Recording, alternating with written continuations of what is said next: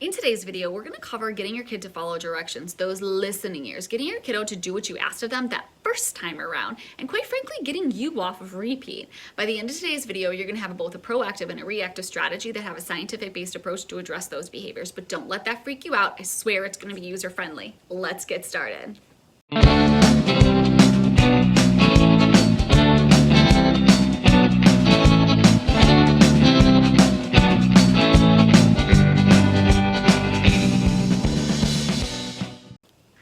Welcome back. If this is our first time meeting, my name is Alicia Tomowski and this is my channel, The Parent Brain Ball Game. Because let's be honest, guys, sometimes the parent brain is just not that intuitive sometimes. And you have to play ball with your kids, both figuratively and literally, to get that job done. Here, my passion is to provide you with parenting tools, not tips, tricks, or hacks, but parenting tools that have an applied behavior analysis foundation, and I'd like to think that I make them user-friendly.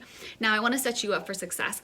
Throughout these videos, I like to speak relatively quickly. The odds are you're a caregiver and you have a short window of time that you want to give me, so I need to drop that knowledge as quickly as possible. So go get yourself a notebook because here we go. In the beginning of the video, I had mentioned a proactive and reactive strategies. Let me explain those so I can explain to you how to get your kid to follow those directions. Now, proactive and reactive strategies go hand in hand. Those concepts go together. You can't have one without the other. I should say you should not have one without the other, because the odds are you guys are probably doing one and not the other. Womp, womp, womp. But we're going to stop that. Proactive strategies, what are those? Those are, in fact, preventative measures. Essentially, that's you anticipating a negative behavior because history has told you similar circumstances have caused a negative behavior for your child. So you jump in to try to avoid them. In turn, reactive strategies is you responding to the situation once the negative behavior has already occurred. So we have over here a proactive strategy, you trying to avoid the negative behavior, and a reactive strategy, you responding to the negative behavior once it has occurred. Now, how do we use those in order to get our kid to listen? We need to have both. We're going to begin with a proactive strategy. We're going to use something called a high probability instructional sequence. Now, I know it sounds fancy, but let me explain. Don't let me lose you. Let me explain to you.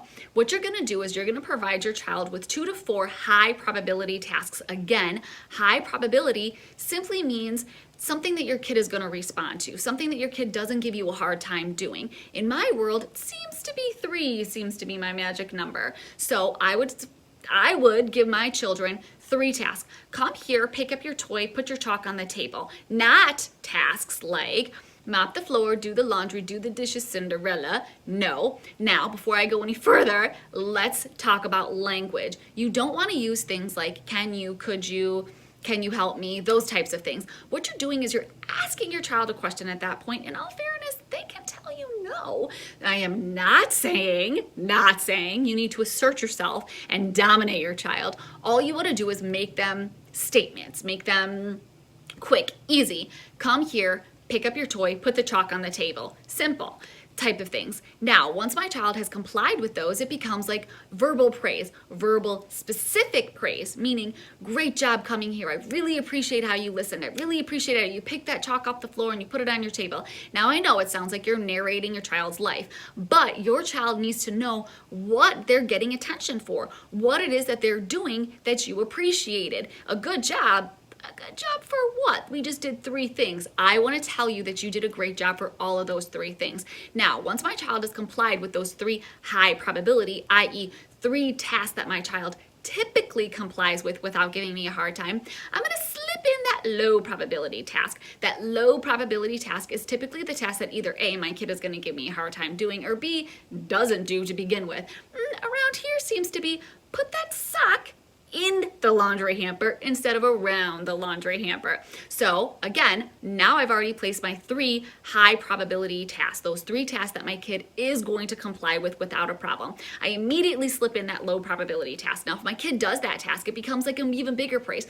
Thank you so much. I really appreciated how you put that sock in the hamper and not around the hamper. We all know somebody who does that. It was a great work that really helped me out. Now, let's say our kiddo doesn't comply with a low probability task. If your kid doesn't comply with a low probability task, insert our reactive strategy. Now, this strategy is super simple, but it seems to be super annoying for children. What you do is you do hand over hand. It becomes, hey, I'm asked you to do something. I asked you to put the sock in the laundry hamper. You can either do it yourself or I'm gonna come over and help you do it. Count to 3 Mississippi in your head. If your kiddo does not comply with the task within 3 Mississippi, you walk over, do not provide any attention. Attention meaning I'm not looking at my child, providing direct eye contact with my child. I am not speaking to my child. I'm not engaging in that verbal tug of war. And as soon as I walk over, if my kid's like, fine, mom, don't touch me, I'm gonna do it.